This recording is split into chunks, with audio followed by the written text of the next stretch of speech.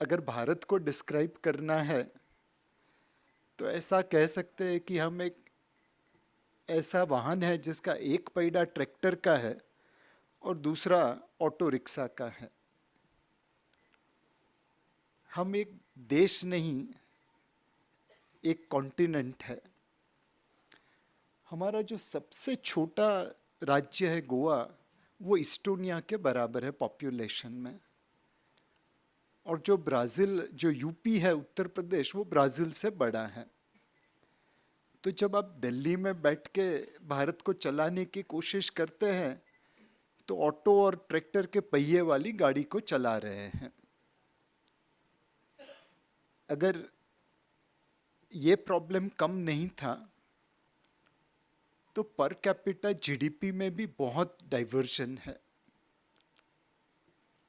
Bihar Ethiopia जितना गरीब है और दिल्ली इंडोनेशिया जितना अमीर है। अब आप सोचिए, दिल्ली में बैठ के जो राज चला रहे हैं वो इस्टोनिया से ब्राज़ील और इथियोपिया से इंडोनेशिया तक के देशों को मिला के चला रहे हैं। इनफैक्ट भारत के अंदर युगांडा भी है, 2021 का श्रीलंका भी है और फ्रांस भी है।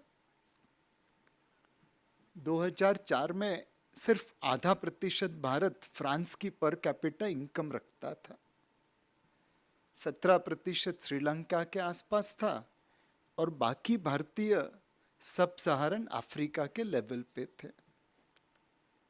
2021 में थोड़ी बढ़ोतरी हुई है, फ्रांस 1% भारत पहुंच गया, श्रीलंका 26% और युगांडा आज भी 70% के ऊपर है।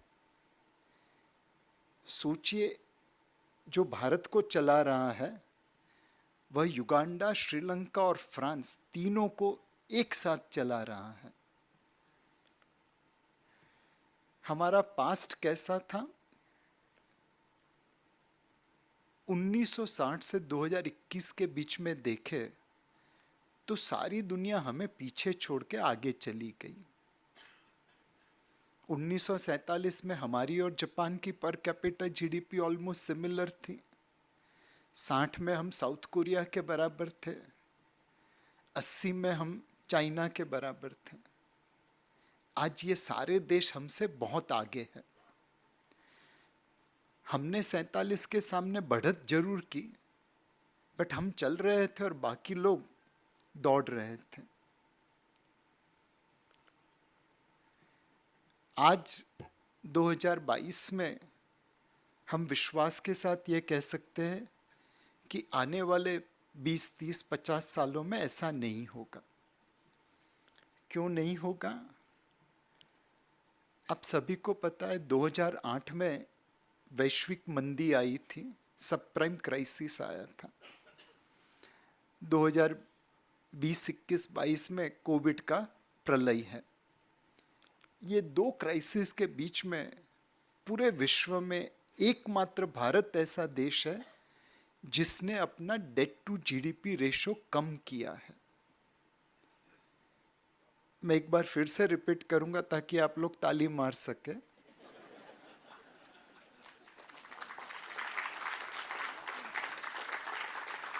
पूरे विश्व में भारत एकमात्र ऐसा देश है जिसने अपना डेट टू जीडीपी रेशो कम किया है। जवाबदार कौन है? मैं, आप और हमारे कॉर्पोरेट्स।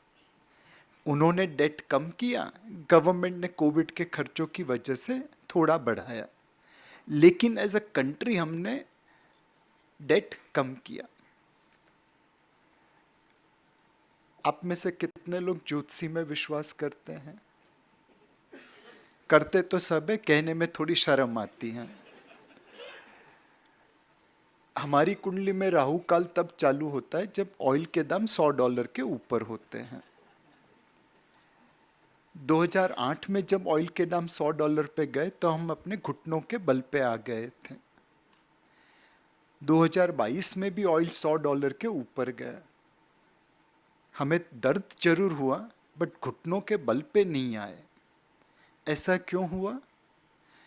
2008 में भारत की इकोनॉमी ब्राजील और रशियन इकोनॉमी के 1/3 के बराबर थी। 2022 में हम ब्राजील और रशियन इकोनॉमी के बराबर हैं।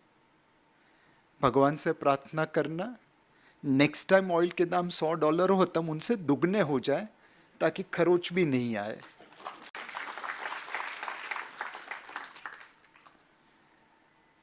ये एक अद्भुत चार्ट है। पिछले 22 सालों में दुनिया के सिर्फ 2 देश ऐसे हैं जिसने अपनी इकोनॉमी अमेरिका की इकोनॉमी के सामने ग्रो करी है। पहला चाइना, दूसरा भारत। बाकी कोई देश ऐसा नहीं है मेजर इकोनॉमी में जिसने अमेरिका के सामने अपनी इकोनॉमी को ग्रो किया है। मैं कुछ समय पहले फाइनेंस मिनिस्टर के साथ सैन फ्रांसिस्को गया था CII डेलीगेशन में। तो मुझे 5 मिनट मिलते थे उनके पहले इकोनॉमी के बारे में बोलने के लिए, तो मैं ये स्लाइड लेके जाता था। एंड स्टार्टिंग पॉइंट मैंने 2014 ही रखा था।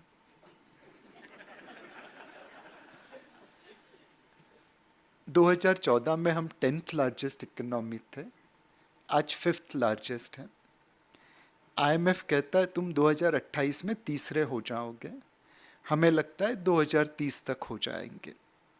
लेकिन हर कोई मानता है कि आप तीसरे नंबर पे तो पहुंच ही जाओगे आने वाले कुछ समय में। 2010 में हम 11वें नंबर पे 13वें नंबर पे थे।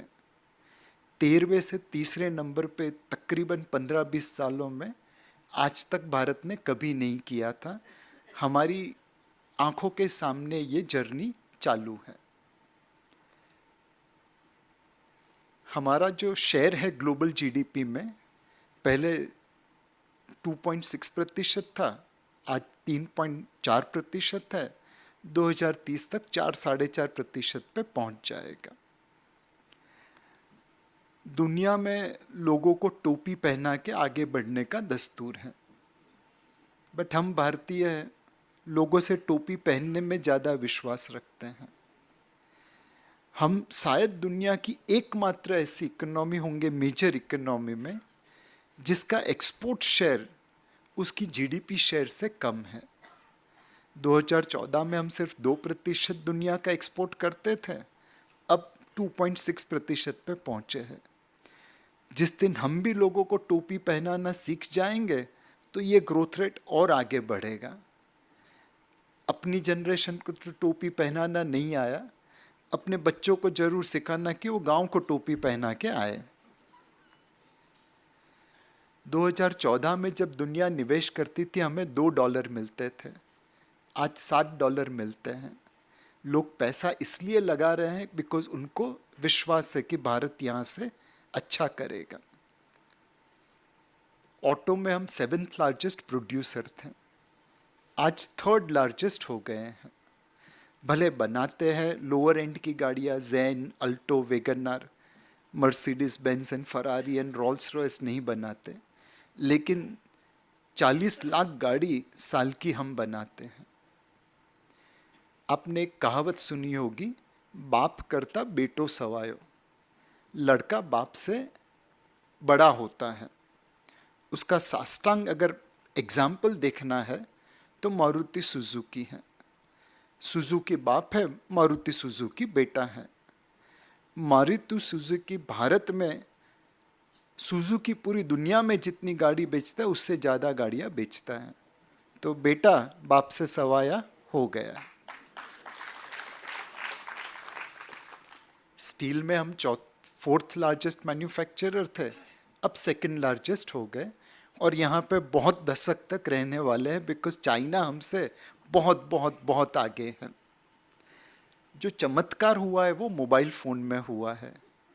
पहले हम 12th लार्जेस्ट मैन्युफैक्चरर थे, आज 2nd लार्जेस्ट हो गए।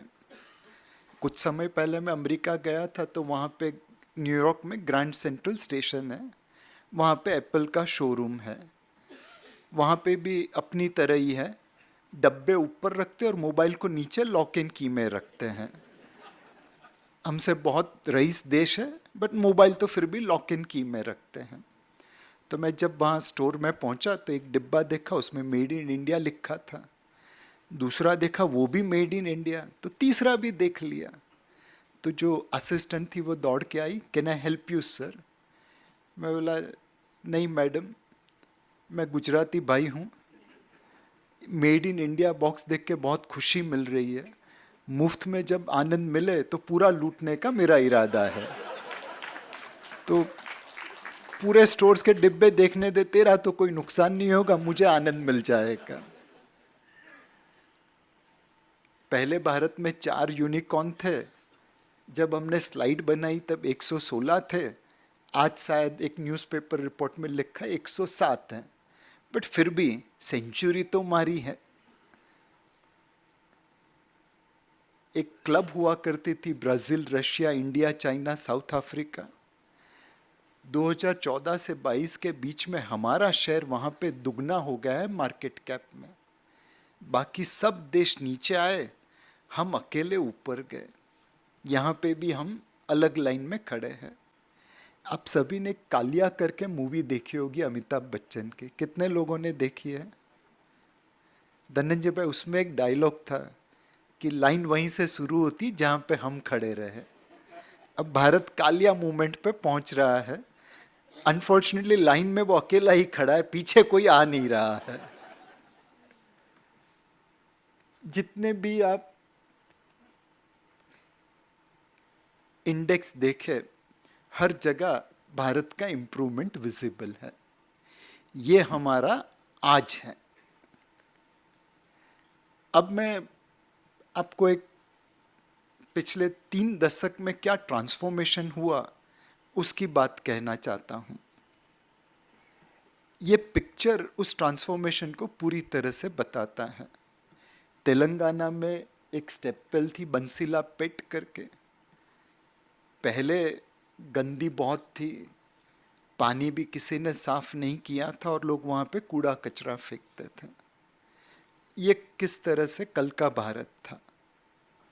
आज वही स्टेप वेल रिफर्बिश हो गई, डेकोरेट हो गई, टूरिस्ट अट्रैक्शन बन गई, और वहाँ पे आप देख सकते हैं ट्रांसफॉर्मेशन हुआ है। भारत इस जर्नी के लिए निकल चुका है। होपफुली आने वाले 5-10 सालों में हम बिल्कुल उस चित्र की तरह सुंदर लगेंगे।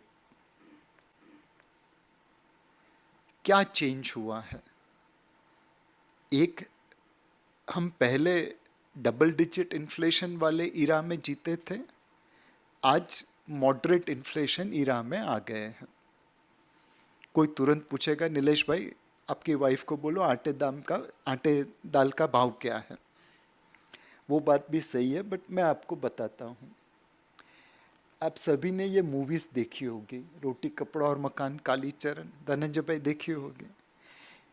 ये मूवी में हीरोइन गाना गाती थी, महंगाई मार गई, और इस फिल्म का विलन होता था जो फूड का ब्लैक मार्केटिंग करता था, और फिल्म का क्लाइमैक्स हमेशा अनाज के गोदाम में होता था, बिकॉज उस समय के भारत में महंगाई रियली मार रही थी।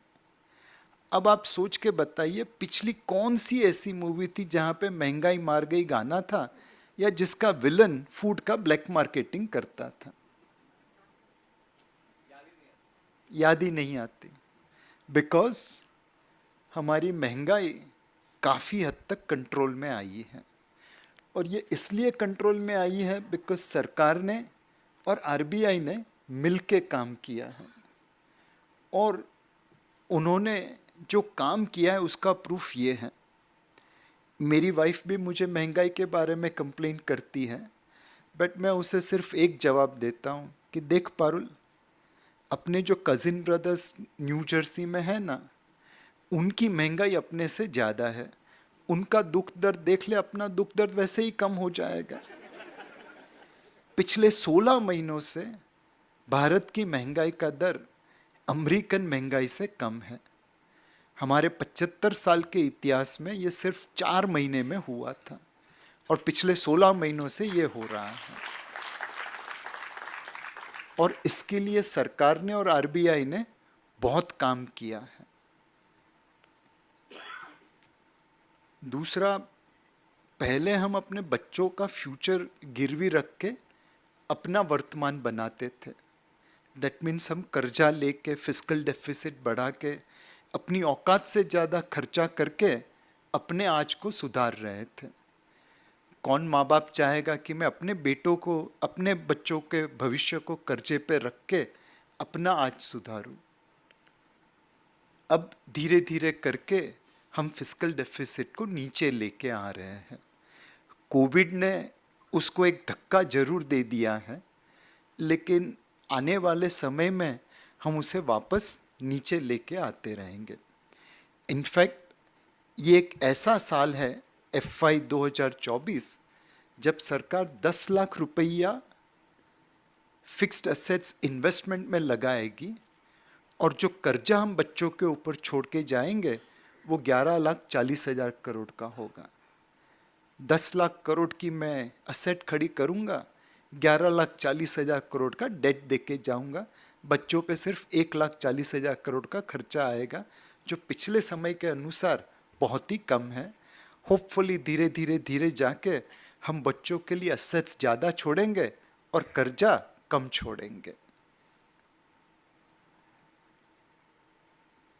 अगेन, मैं गुजराती भाई हूँ, तो हमारी फैमिली में मैं अकेला ब्लैक शिप हूँ जो नौकरी करके काम कर चलाता है, बाकी सारे बिजनेसमैन हैं।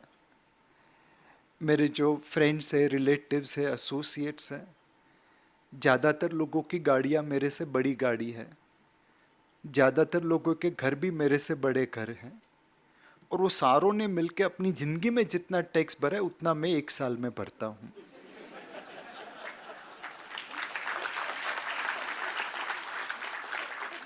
मैं जब अपने सीए के ऑफिस में पहले जाता था, आजकल तो ऑनलाइन पूरा हो जाता है, तो उसके स्टाफ तालियां मार के मेरा स्वागत करते थे, बिकॉज उनके सारे क्लाइंट मिलके जितना टैक्स भरते थे individually, not firms and corporates, उतना मैं अकेला भरता था। इसका कारण ये था कि भारत एशिया में नहीं, अफ्रीका में था। हमारा जो टैक्स कंप्लायंस रेशो है वो अफ्रीकन देशों के बराबर था। अब हम भारत को एशिया, अफ्रीका से एशिया लाने की कोशिश कर रहे हैं।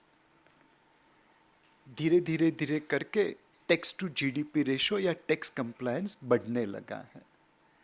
ज़्यादातर लोगों को अब ब्लैक की इनकम छुपाने में तकलीफ हो रही है। ये जो टैक्स का कलेक्शन आ रहा है उसी से सरकार निवेश कर रही है। पहले हमारे पास एफएक्स की कमी होती थी, आज हमारे पास एफएक्स सरप्लस है। 1990 में हमें अपना सोना गिरवी रखना पड़ा था, बिकॉज हमारे पास सिर्फ 14 दिन का एफएक्स कवर बचा था। आज की तारीख में भारत के पास दुनिया का 5th लार्जेस्ट एफएक्स रिजर्व्स हैं। मोर इम्पॉर्टेंटली, तीसरे नंबर के कंट्री के ऊपर ध्यान दीजिए, उसके एफएक्स रिजर्व्स में भी बहुत सारे भारतीयों का बहुत बड़ा योगदान है। आज नहीं तो कल ये पैसा भारत में आएगा, हम तीसरे स्थान पे होंगे और स्विट्जरलैंड 5वें स्थान पे होगा। इसके लिए पूना का भी योगदान बहुत है। नहीं, स्विट्जरलैंड में नहीं, एफएक्स रिजर्व्स में, गलत मत समझिए। हिंजेवाड़ी में जो लोग काम कर रहे हैं वो लोग मिलके $100 बिलियन की आईटी रेवेन्यू खड़ी करते हैं, $50 बिलियन की बीपीओ रेवेन्यू खड़ी करते हैं, और बहुत सारे पुणेकर ऐसे होंगे जो अमेरिका में या मिडिल ईस्ट में काम करके कुल मिला के $100 बिलियन रेमिटेंस भारत को भेजते हैं।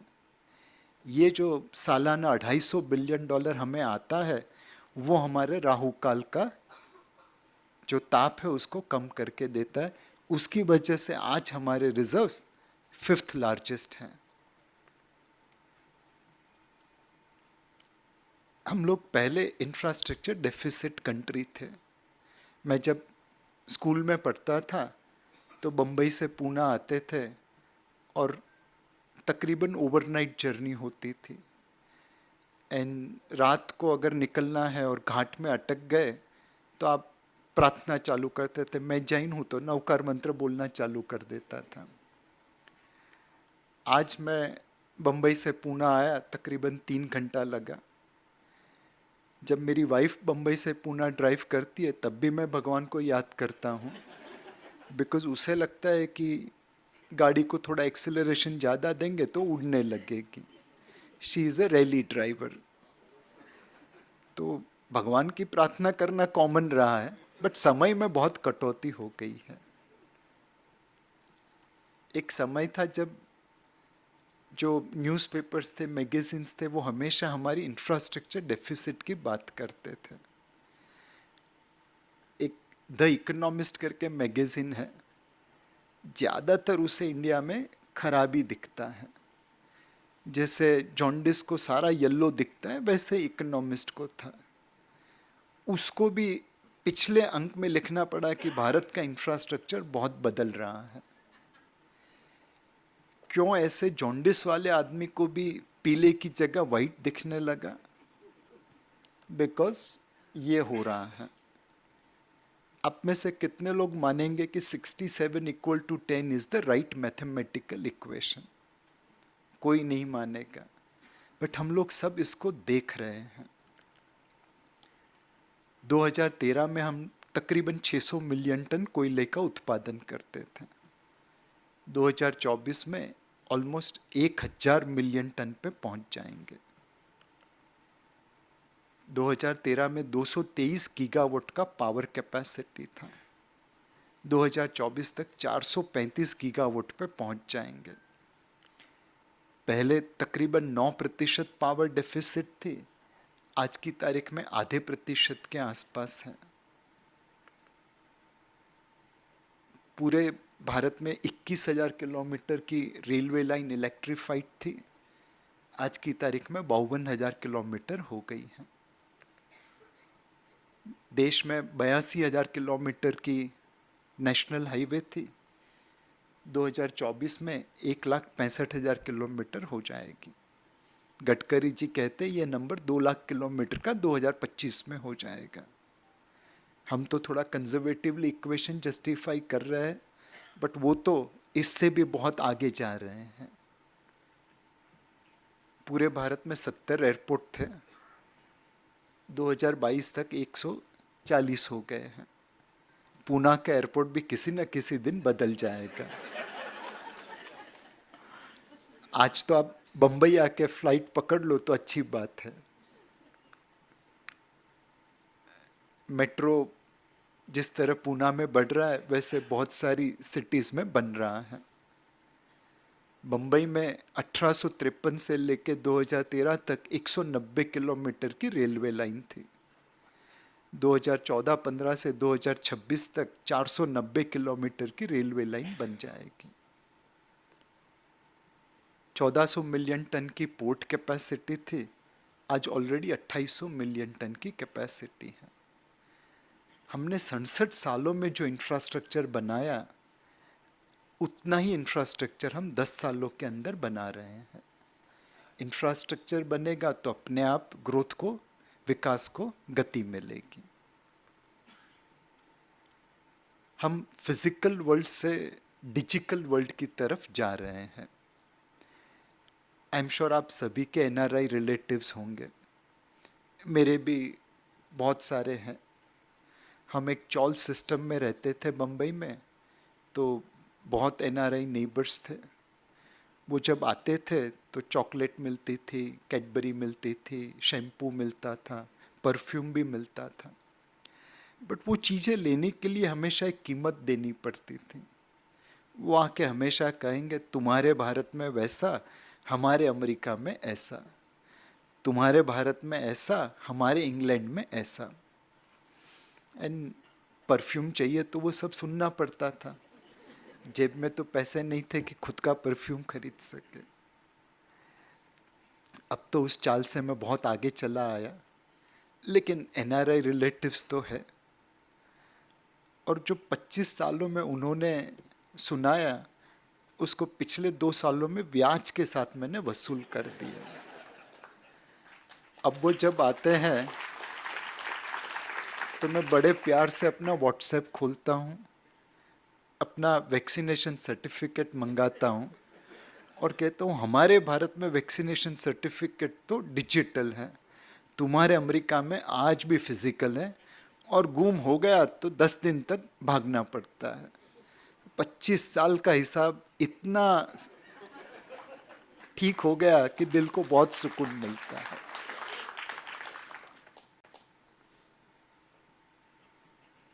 हमारी जो डिजिटल सिस्टम है वो कितनी पावरफुल है। जर्मनी जो हमसे बहुत रईस देश है, उसके मिनिस्टर ये कहते सुने गए कुछ समय पहले कि आई नो जर्मन सिटीजन्स को गैस प्राइस की वजह से तकलीफ है, बट प्लीज़ हमारे साथ बने रहिए, बिकॉज हमारी औकात दिन में सिर्फ 1 लाख लोगों को पैसा भेजने की है। भारत जो जर्मनी से बहुत गरीब देश है, वह प्रति क्वार्टर 11 करोड़ खेडूत को पैसा डिजिटली ट्रांसफर करता है। 1 लाख ट्रांजैक्शन तो HSBC और कोटक बैंक हर साल हर घंटे में करते होंगे या हर मिनट में करते होंगे। हमारी छोटी छोटी बैंकें पूरे जर्मनी के बराबर है डिजिटल कैपेबिलिटीज में। एक कॉलोनियल मैगजीन का रिपोर्टर था, जब तक भारत में रहा गाली देता रहा, उसे भारत में कोई चीज़ अच्छी नहीं लगी। फिर इतनी अच्छी गालियाँ दी तो उसको प्रमोशन मिल गया और वो फ्रांस पहुंच गया। फ्रांस में जाके उसने पहला ट्वीट क्या किया, When I wanted to shift money in India from one bank account to another bank account, it was instant. The damn thing takes 3 days in France. जिसको भारत में रह के कुछ अच्छा नहीं लगा, जैसा उसको फ्रांस भेज दिया सब अच्छा लगने लगा। ये हमारी डिजिटल सिस्टम है। आज हम लोग मिलके जितना डेटा यूज करते हैं वो अमेरिका और चाइना से ज्यादा है। डिजिटल ट्रांजैक्शन में 41% of the global transactions happens in India. हम 48 बिलियन वाली लाइन में है और जो दूसरा वाला है वो 18 बिलियन के ट्रांजैक्शंस के ऊपर है। एंड सबसे बेस्ट 2014 में हम सिर्फ 800 मिलियन ट्रांजैक्शन डिजिटली करते थे। हम शॉर्टकट से ट्रांसपेरेंसी की तरफ आ रहे हैं। पहले कुछ पाने के लिए कुछ देना जरूरी था, आज जुडिशियल इंटरवेंशन हुआ है, प्रोसेस इंप्रूवमेंट हुई है और लोगों को शॉर्टकट लेने की ज़्यादातर ज़रूरत नहीं पड़ती।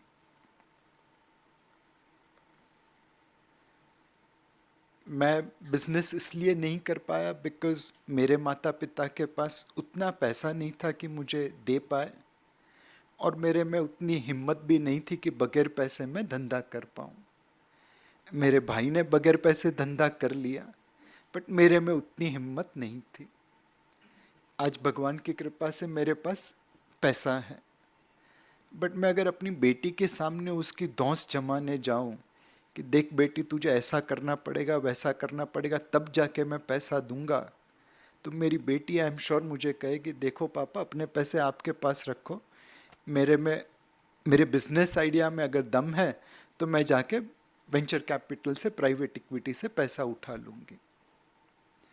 आज मैं अपने बच्चों को अपने पैसों के लिए मोहताज नहीं बना सकता। ये जो एक चेंज हुआ है वो बहुत बड़ा चेंज है। आज बिजनेस आइडिया हो तो पैसा मिल जाएगा, पैसा है इसलिए बिजनेस आइडिया मिले वो जरूरी नहीं है। आज जो private equity venture capital market है उसमें आईपीओ मार्केट से ज़्यादा पैसा रेज हो रहा है, एंड प्रति क्वार्टर 10, 12, 15, 20 बिलियन डॉलर आते हैं। नए नए बच्चों को, नए नए उद्योगपति को पैसा मिलता है, एंड उसका फायदा देखिए। स्टॉक मार्केट तो गुजराती मारवाड़ी कम्युनिटी का डोमेन था, बट आज भारत की सबसे बड़ी ब्रोकरेज कंपनी बेंगलोर में बैठ के नितिन कामत और निखिल कामत चलाते हैं। नागपुर में देखिए सोलर एक्सप्लोसिव्स, आज उनका मार्केट कैप भारत फोर्ज के बराबर हो गया है और वो एक्सप्लोसिव्स का धंधा करते हैं। हर गांव में, हर शहर में आपको इस प्रकार की सक्सेस स्टोरी मिल रही है। टाटा, बिरला, अंबानी, अडानी तो भारत को विकसित कर ही रहे हैं, लेकिन अलग अलग गांव के, अलग अलग शहर के बहुत सारे लोग भारत को विकसित करने में सहायता कर रहे हैं। पहले हम इंपोर्ट के ऊपर ज़्यादा डिपेंडेंट थे, आज भी अपनी ज़रूरत से ज़्यादा इंपोर्ट कर रहे हैं, बट कहीं कहीं जगह पे मेक इन इंडिया काम करने लगा है। पहले इंजन हम इंपोर्ट करते थे, आज पूरी ट्रेन भारत में बनती है। एंड जिसने वंदे भारत में बैठा है उसे विश्वास होगा कि ये ट्रेन दुनिया की किसी भी ट्रेन के बराबर है। जो हम ट्रेन में कर रहे हैं वही बहुत सारी चीज़ों में करना है। पहले हम सरकार के भरोसे सारा देश चलाने की कोशिश करते थे, तो स्टील कंपनी भी सरकार की, ब्रेड बनाने की कंपनी भी सरकार की। अब हम पब्लिक प्राइवेट पार्टनरशिप को बढ़ावा दे रहे हैं। आप में से कितने लोगों के पास BSNL MTNL का फोन है? बहुत कम। फिर भी सरकार उसमें 1,60,000 रुपया निवेश कर रही है। एक समय था MTNL का मार्केट कैप रिलायंस इंडस्ट्रीज के ज़्यादा था। आज 1,60,000 करोड़ रुपए अंदर डालने के बाद भी उसका मार्केट कैप रिलायंस के 1/10 के बराबर नहीं है। एयर इंडिया में सरकार ने 70,000 करोड़ रुपए डाले। ये दुनिया की एकमात्र एयरलाइन होगी जिसमें number of employees per plane were more than number of passengers per plane. हम सब जानते हैं कि हाथी उड़ नहीं सकता, बट सरकार ने कोशिश बहुत की, पैसा डाल डाल के, कि हाथी को उड़ाए। फाइनली एयर इंडिया अपने मायके पहुंच गई। जब टाटास के हाथ में एयर इंडिया थी तो उसकी क्वालिटी अलग थी। एमिरेट्स का एक CEO है, उसका छोटा सा वीडियो घूम रहा है कि वो एविएशन सेक्टर में कैसे आया। ही सेड, मैंने अपनी ज़िंदगी का पहला सफ़र जंबो जेट में एयर इंडिया के प्लेन में किया और मैं मंत्रमुग्ध हो गया। हमारी एयरलाइन लोगों को प्रोत्साहित करती है कि वो जाके एमिरेट्स जैसी एयरलाइन बना दें, और हमने अपनी एयरलाइन का सत्यानाश कर दिया। एक समय था, ये RM लाला की एक बुक है beyond the blue mountains, JRD Tata के ऊपर, वहाँ पे ये किस्सा लिखा हुआ है। स्विट्जरलैंड में दो आदमी ज्यूरिक एयरपोर्ट पे खड़े थे। एक ने दूसरे से पूछा क्या समय हुआ है। पहले ने ऊपर आसमान में देखा, बोला 12 बजे हैं। बोलता है कैसे इतना श्योर है? बोलता है मुंबई ज्यूरिक टाटा एयरलाइन की फ्लाइट लैंड हो रही है, 12 ही बजे होंगे। एक समय था टाटा एयरलाइन के लैंडिंग होने पे स्विट्जरलैंड वाले अपना टाइम सेट करते थे। आज वही एयरलाइन अपने मायके पहुंच गई है, और टाटा के लेने के बाद पहले साल में इसने दुनिया का सबसे बड़ा एविएशन ऑर्डर प्लेस किया है पिछले महीने।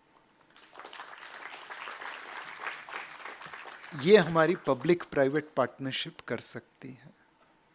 धीरे धीरे करके हम ये असेट्स को गवर्नमेंट के हाथ से निकाल के पब्लिक प्राइवेट में दे रहे हैं। उम्मीद करते हैं कल एयर इंडिया, एमिरेट, एतिहाद और सिंगापुर एयरलाइन से भी बड़ी हो जाए। एक समय था कि बैंक्स में NPA इतने ज़्यादा हो गए थे कि हमें बैंकों को धंधा नहीं करने पे पाबंदी लगानी पड़ी। बैंकों को बोला सिर्फ डिपॉजिट लीजिए, नया पैसा मत लगाइए।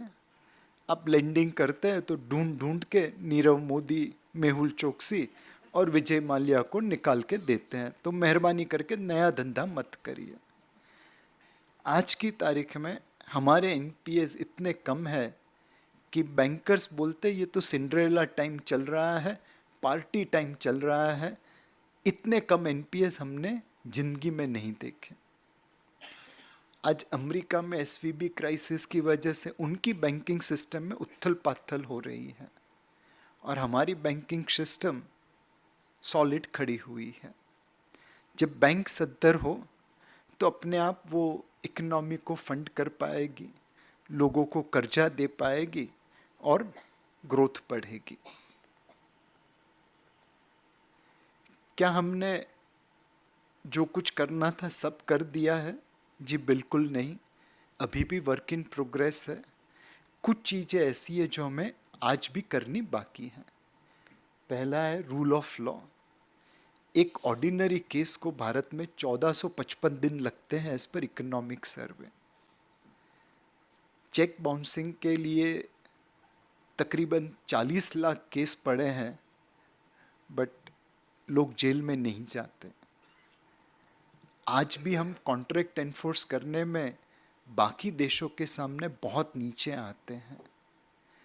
हमें इंश्योर करना है कि हमारी जुडिशियल इंफ्रास्ट्रक्चर, जुडिशियल प्रोसेस इतनी अच्छी बने कि रूल ऑफ लॉ फॉलो हो। राम राज्य की स्थापना रूल ऑफ लॉ से होती है और कमर्शियल वर्ल्ड में पैसा वहीं लगेगा जहाँ पे रूल ऑफ लॉ हो। आज तो ऐसी नौबत है कि जो बदमाश है उससे कानून का डर नहीं लगता और जो शरीफ आदमी है वो बेचारा कंप्लायंस के बर्डन में जमीन के अंदर घुस गया है। हमें ये कोशिश करनी है कि बदमाश कानून से डरे और शरीफ आदमी को डर नहीं लगे। ईज ऑफ डूइंग बिजनेस बढ़ानी है। कुछ समय पहले हमने बम्बई के फोर्ट में एक ग्राउंड फ्लोर के ऊपर हमारा ऑफिस खोला। ग्राउंड फ्लोर पे थे, कांच का दरवाज़ा था, तो मैंने अपने एम्प्लॉयज़ से कहा कि यहाँ पे एक टीवी लगा देते हैं। मैं बहुत बार टीवी पे आता रहता हूँ, मेरे सारे वीडियो घुमाते रहना, तो पब्लिसिटी मुफ्त की मिलेगी और लोग अंदर आके पैसा दे के जाएंगे। तो मेरे बंदों ने कहा कि सर उसके लिए हमें ट्रैफिक डिपार्टमेंट की अप्रूवल चाहिए। मैं बोला अरे टीवी मैं अपनी ऑफिस में लगा रहा हूँ, ट्रैफिक सिग्नल पे थोड़ी लगा रहा हूँ। बोलता है नहीं सर, कानून यही है। मैं बोला ठीक है, तो अपने जाके ट्रैफिक डिपार्टमेंट की अप्रूवल लेके आते हैं। ही सेड सर अप्रूवल तो मिल जाएगी, बट उसके बाद हमें हर 4-5 दिन, एक वीक के बाद शायद ये सवाल आ जाए कि आपके टीवी की वजह से यहाँ पे ट्रैफिक जाम हो रहा है, तो आप टीवी निकाल दीजिए। फाइनली मैंने कहा कि जाने देते, खाली एक पोस्टर मार देते हैं। होपफुली पोस्टर मारने के लिए ट्रैफिक डिपार्टमेंट की अप्रूवल की ज़रूरत नहीं है। आज भी हमने अपने बिजनेसमैन के ऊपर इतनी सारी पाबंदियां लगा दी है कि वो बेचारा दुनिया से कॉम्पिट नहीं कर पाता। कैसे हम ईज़ ऑफ डूइंग बिजनेस बढ़ाए, कैसे हमारे बिजनेसमैन के ऊपर जो बर्डन है कंप्लायंस का, रूल्स का, प्रोसेस का, वो कम करे, ये वर्क इन प्रोग्रेस है। फाइनली हमें पॉलिटिकल विल चाहिए टफ डिसीजन लेने के लिए। हर किसी को मालूम है सरकारी कब्जे से पब्लिक प्राइवेट पार्टनरशिप अच्छी है, लेकिन फिर भी जब डाइवेस्टमेंट होता है तो एक विरोध उठता है कि आप फैमिली ज्वेल बेच रहे हैं। भैया वो फैमिली ज्वेल नहीं, बर्फ़ बेच रहे हैं जो पिघल रही है, उसे फ्रीज़र में पहुंचा रहे हैं ताकि बर्फ़ बनी रहे। ऐसे बहुत सारे डिसीशंस है जो हमें लेने हैं। आप 1,000 रुपया कमाओ या 100 करोड़ रुपया कमाओ, फार्मर के ऊपर कोई इनकम टैक्स नहीं है। क्यों एग्रीकल्चर टैक्स नहीं लग सकता? सारे फार्मर पे लगाने की ज़रूरत नहीं है, बट अगर रिच फार्मर है तो टैक्स लगाने में क्या बुराई। ऐसी बहुत सारी चीज़ है जिसके लिए हमें टफ डिसीजंस लेने होंगे। शॉर्ट टर्म चैलेंजेस भी हमारे सामने काफ़ी बड़े हैं। एक, हमारी एक्सपोर्ट इंपोर्ट से तकरीबन 100 से 150 बिलियन डॉलर कम है। हम सभी को मिलकर कोशिश करनी होगी कि हम मेड इन इंडिया प्रोडक्ट ज़्यादा यूज़ करें और इंपोर्ट जितना कम हो सके उतना करे।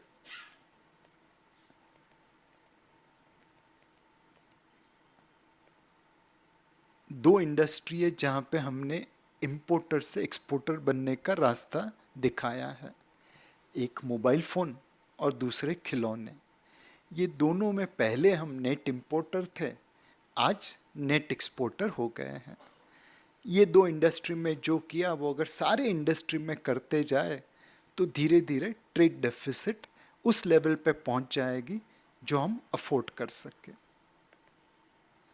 दूसरा जो प्रॉब्लमेटिक एरिया है वो कंजम्पशन का है। कोविड के बाद अपर मिडिल क्लास और रिच इंडियंस के कंजम्पशन पे कोई इफेक्ट नहीं पड़ा, लेकिन लोअर मिडिल क्लास और पुअर पीपल के कंजम्पशन के ऊपर इम्पैक्ट आया है। चाहे महंगाई की मार हो, चाहे कोविड का प्रभाव हो, चाहे वो अपनी बैलेंस शीट रिपेयर कर रहे हो, जो भी कारण हो, लेकिन बॉटम ऑफ द पिरामिड में खर्चा कम हो रहा है। 10 लाख के ऊपर वाली एसयूवी के लिए 1 साल की वेटिंग पीरियड है और 50,000 के स्कूटर के लिए कस्टमर ढूंढना मुश्किल है। एविएशन इंडस्ट्री, होटल इंडस्ट्री पूरी तरह से पैक है, बट ग्लूकोज बिस्किट जैसी आइटम पहले से कम बिक रही है। Clearly bottom of the pyramid का जो कंजम्पशन कम हुआ है उसको बढ़ावा देना बहुत ज़रूरी है। एंड इसमें मोस्टली रूरल मार्केट में प्रॉब्लम ज़्यादा दिख रही है। अर्बन मार्केट में धीरे धीरे धीरे करके कंजम्पशन कोविड लेवल से बढ़ रहा है, लेकिन रूरल इंडिया में जहाँ पे 70% भारत का पॉपुलेशन है वहाँ पे कंजम्पशन आज भी नेगेटिव है। फाइनली अपना राहु काल ऑयल प्राइस के साथ लिंक्ड है। आज ऑयल डबल डिजिट में है तो अपनी गाड़ी अच्छी चल रही है, कल ऑयल ट्रिपल डिजिट में पहुंच गया तो एक झटका तो लगेगा, भले यू टर्न नहीं मारे बट स्पीड ब्रेकर तो क्रॉस करना पड़ेगा। फॉर्चुनेटली हमारे जितने प्रॉब्लम है उसके लिए सॉल्यूशन अवेलेबल है, और भारत आज जिस तरह से सोलर एनर्जी और ग्रीन हाइड्रोजन में निवेश कर रहा है वो धीरे धीरे करके हमारी इकोनॉमी की ऑयल इंटेंसिटी कम करता रहेगा। भारत का फ्यूचर कैसा रहेगा ये तो कल और आज की बात हुई, आने वाला कल कैसा रहेगा। हमने पहली $1 ट्रिलियन इकोनॉमी के लिए 67 साल लगाए, दूसरी 8 साल में, तीसरी 5 साल में, चौथी प्रोबेबली 2 या 3 सालों में कर देंगे, और उसके बाद नेक्स्ट ट्रिलियन हर 1 साल में करेंगे। ये हमारी रफ्तार रहेगी। जो 67 सालों में किया वो अब 1 साल में हम कर पाएंगे। We will overtake Germany by next year and Japan by 2028 as per IMF prediction. 6 out of top 10 fastest growing cities of the world are in India. Bombay, Delhi, Kolkata, Chennai, Hyderabad, Bangalore. मुझे लगता है अहमदाबाद, सूरत, जयपुर और पुणे जैसे सिटी जितना काम करते उतना डिस्क्लोज करने लगे तो वो भी फास्टेस्ट ग्रोइंग सिटीज में आ जाएंगे। So unofficially 10 out of 10 fastest growing cities of the world are in India. हमारे शहर दुनिया के हर शहर के सामने तेज गति से ग्रो कर रहे हैं। हमारे लिए जो सबसे बड़े गर्व की बात है कि आज हम महाराष्ट्रियन मिलके उतना जीडीपी बना रहे हैं जो पूरा भारत 2005 में बना रहा था। सिर्फ 17 साल लगे हमें उस मकाम पे पहुंचने के लिए जहां कल का भारत खड़ा था। यूपी और उत्तराखंड 2001 में कंबाइंड थे, वो आज वहाँ पे पहुँचे जहाँ पे 2001 का भारत खड़ा है, और कर्नाटका, तमिलनाडु और गुजरात वहाँ पे खड़ा है जहाँ पे 2000 का भारत खड़ा था। ये 5 स्टेट अगर मेहनत करते रहें, पिछले 15, 20, 25 सालों में जिस तरह से काम किया है उसी लगन से काम करते रहे, तो क्या आने वाले 15-20 सालों में वो वहाँ पे पहुँच पाएंगे जहाँ पे आज का भारत खड़ा है? ये 5 स्टेट 5 भारत खड़ा कर देंगे 15 से 20 सालों में। ये हमारा दायित्व है, ये हमारी जवाबदारी है। सिटीज़ अच्छा कर रहे हैं, स्टेट आज का भारत कल बना देंगे। अब कंपनीज की बात करते हैं। अमूल का नाम आप सभी ने सुना होगा। इनका आज का टर्नओवर है 61,000 करोड़। ये यूनिलीवर से, जो दुनिया की सबसे बड़ी एफएमसीजी कंपनी है, उसके 10% टर्नओवर रखते हैं। यूनिलीवर का टर्नओवर 6 लाख करोड़, ये 60,000 करोड़। इन्होंने टारगेट लिया है कि 2047 में हम 18 लाख करोड़ का टर्नओवर करेंगे और दुनिया की सबसे बड़ी एफएमसीजी कंपनी बनेंगे। क्या ये पॉसिबल है? आज 10% है, कल को हम उससे 3 गुना बड़े हो जाएंगे आज की टर्म्स में। अमूल है, ये तो चमत्कार कर सकता है। 1970 में भारत मिल्क की आयात करता था। हमारा मिल्क प्रोडक्शन यूरोप के मिल्क प्रोडक्शन के 16% के आसपास था। अमूल ने आके जो चमत्कार किया, आज भारत दुनिया का सबसे बड़ा मिल्क का प्रोड्यूसर है और यूरोप से 150%, 1.5 गुना मिल्क प्रोड्यूस करते हैं। स्विट्जरलैंड का नाम ले तो पहले नंबर अकाउंट याद आते हैं और फिर एक हट्टी कट्टी गाय दिखती है जो मुंह मुंह करे। अमूल जहाँ पे हेडक्वार्टर्ड है आणंद में, उसका मिल्क प्रोडक्शन पूरे स्विट्जरलैंड से ज़्यादा है। अगर अमूल 16% से 150% बन जाता है मिल्क प्रोडक्शन में, तो शायद 10% से 300% यूनिलीवर के सामने हो जाएगा। जिस देश के कंपनीज अच्छा करे, स्टेट अच्छा करे, सिटीज़ अच्छा करे, उसका भविष्य कैसा होगा ये कहने की मुझे कोई ज़रूरत है? एंड हम कोई नई चीज़ नहीं कर रहे, हम तो वही चीज़ कर रहे जो हमारे पुरखों ने की है। 1800 साल तक इस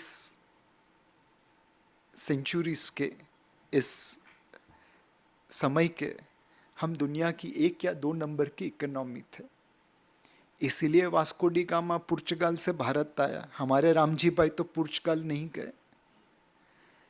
200 साल अंग्रेजों ने हमें बहुत प्यार से लूटा, इसलिए हम थोड़े नीचे आ गए, अब वापस ऊपर बढ़ने लगे हैं।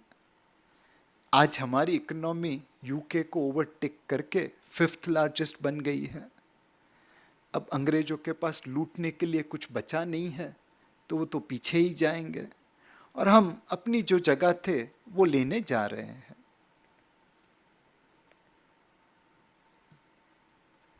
अगर एक समरी करनी है मार्केट के लिए, इंडिया के लिए, तो ये कहावत याद रखिए, if you do not enter the tigers cave you will not catch its कब।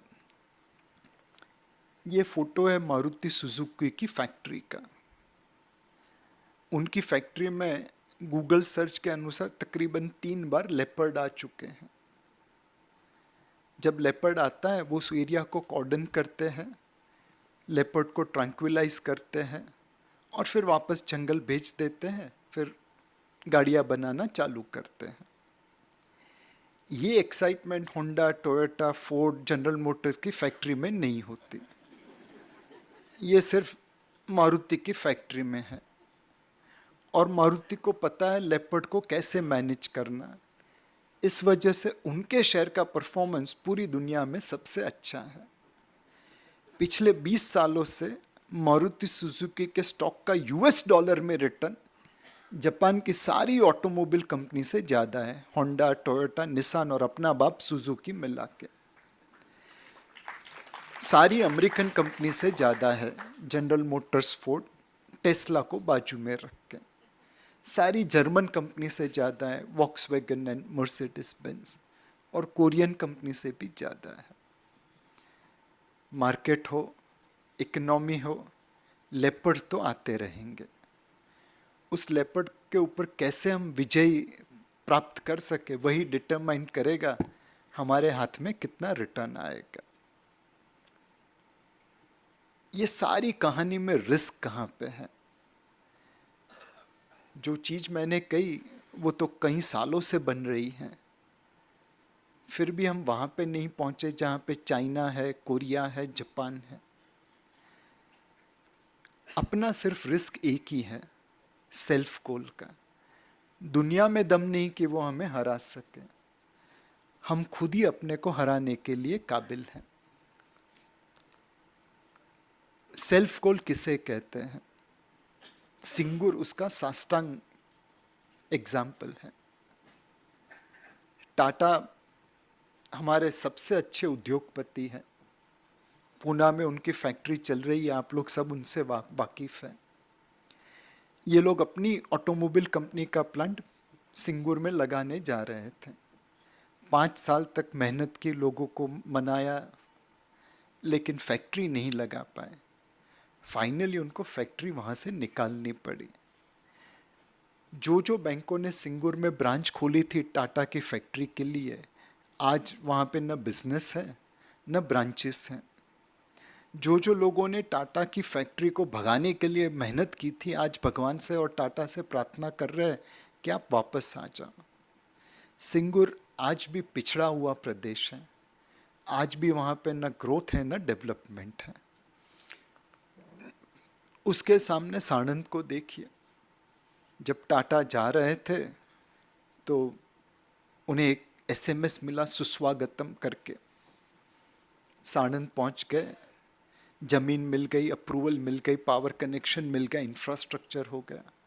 18 महीनों में नानो गाड़ी रोल आउट होने लगी। पूरा का पूरा प्लांट सिंगूर से साणंद शिफ्ट हो गया। नानो गाड़ी नहीं चली, लेकिन आज साणंद ऑटोमोबाइल हब बन गया। वहाँ पे मारुति की फैक्ट्री है, जनरल मोटर्स की फैक्ट्री थी जो अब टाटा ने ले ली। साणंद सिंगापुर नहीं बना आज भी, लेकिन वहाँ पे ग्रोथ है, बैंकों में डिपॉजिट है, लोगों के पास जॉब है, शॉपिंग मॉल्स दिखते हैं, बड़ी बड़ी कॉलोनीज दिखती हैं, वहाँ से एक्सपोर्ट हो रहा है। अगर भारत सिंगूर मॉडल अपनाने वाला है, सेल्फ गोल करने वाला है, तो हम सब भारत को शॉर्ट कर सकते हैं। हम सब अपने बच्चों को बाहर जाने के लिए कह सकते हैं। लेकिन अगर भारत साणंद मॉडल अपनाने वाला है, तब हम भारत में डबल लॉन्ग कर सकते हैं। बाहर गए हुए बच्चों को भी भारत में बुला सकते कि बेटा बेटी यहीं पे आ जा, ये देश सोने की चिड़िया बन जाएगा। उम्मीद करते हैं साणंद मॉडल ज़्यादा बना रहे, सिंगूर मॉडल कम बना रहे हैं। This is the story of India. And एक बात पे विश्वास रखिए, मिरेकल्स हो सकता है। किसने सोचा था कि भारत जैसा एक गरीब देश 80 करोड़ भारतीयों को पिछले 12-14 महीनों से फ्री राशन पानी देता रहेगा, और अमेरिका और यूके जैसे दिग्गज नेशन अपने सिटीजन्स को बोलेंगे कि भैया महंगाई बहुत बढ़ गई है तो ब्रेकफास्ट खाना बंद कर दो, या पिज्ज़ा के ऊपर बगैर टोमेटो गाड़ी चला दो। हमारी आंखों के सामने ये हो रहा है। तो मिरेकल होते रहेंगे, चमत्कार होते